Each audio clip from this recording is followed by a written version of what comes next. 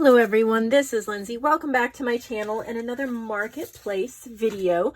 We're done with the February marketplace challenge journals, so we're on to regular marketplace journals. So I have several journals from Susan, but I grabbed one journal from Linda that I'm throwing in here to show because, and I'm going to try to do this a little bit.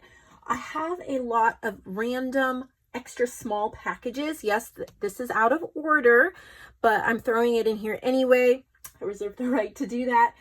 When I receive in the different marketplace challenge journals and things like that, a lot of times they throw in an extra journal and I have them sitting around, and it's so hard to keep everything organized in order, and I'm trying to just get some of these extra packages shown and listed.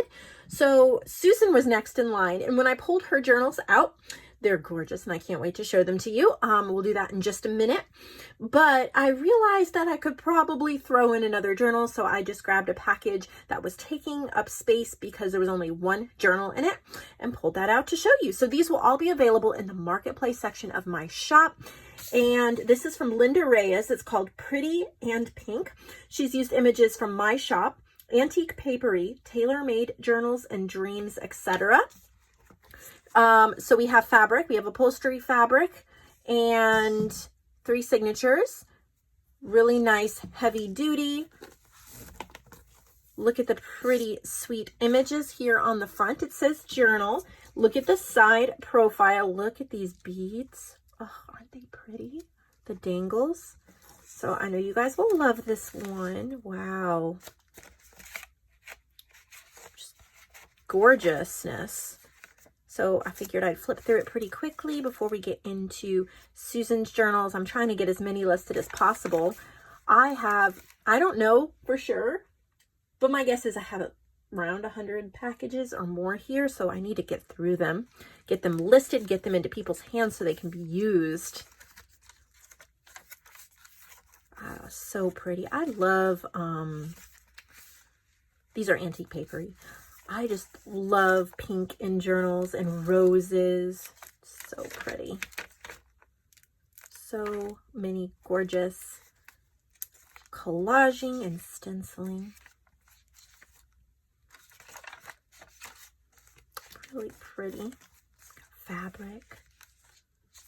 I like how she put in some nature elements as well. I like mixing themes sometimes. Having nature plus floral plus just whatever you think looks pretty. A little library card tucked in there. Isn't that a gorgeous journal? So I know somebody's going to scarf that up. It is in the marketplace. There's also several journals that have been reduced in the marketplace, left over from the February challenge, so you can get those at an incredible price. So go ahead and grab those as well while you're shopping if there's something you like. So now Susan sent several journals. She sent one regular size or bigger size journal, and then there's 4 traveler's notebook size, and then some mini journals. So we're going to start with the bigger one. What I liked, I have not looked inside of any of these journals, but what I liked while I was unwrapping them was the stiffness of the cover. I think she sealed it, would be my guess, because if you can hear that, it's nice and hard. It's not just, it's like cardstock that's been reinforced. But isn't that a gorgeous color? And then it says journal. Isn't that pretty? There's 2 signatures. Let's see if she says anything about it inside. Let's see. It's an eclectic journal, 9.5 by 5.5, 2 signatures. Okay, so we'll just do a quick flip through, kind of get an idea of this. Got some really pretty collaging. Look at that. It's a little bird booklet. Oh, that is so cute. It looks like maybe she tucked, look at the little origami. It's like a little bird, crane or something like that. She tucked that in there. So cute. She's got some really nice linen papers in here.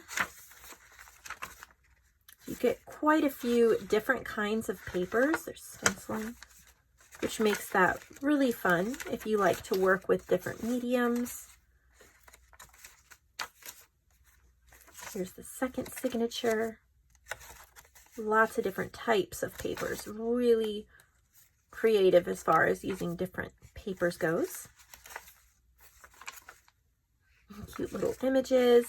It's eclectic, so all different themes, just all sorts of things that she liked and thought went well together. Makes it really fun for playing. And we have a little bit of a celestial theme throughout too, I've noticed.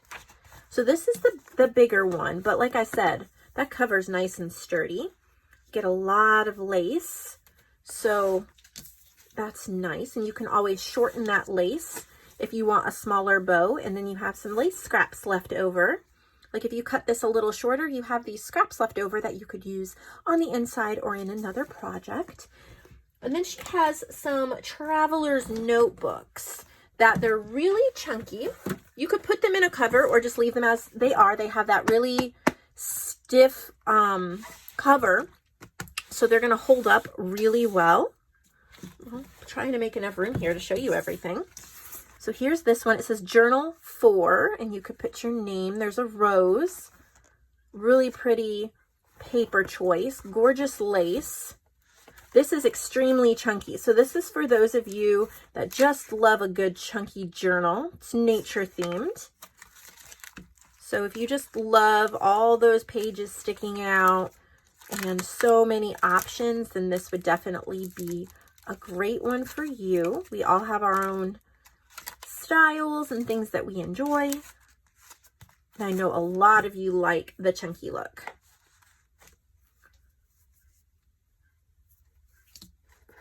So there's that one. And then this one has a little bird on the front. Really pretty paper choice.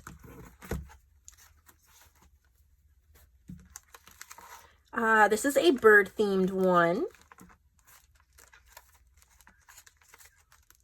Got lots of different birds in here, bird paper.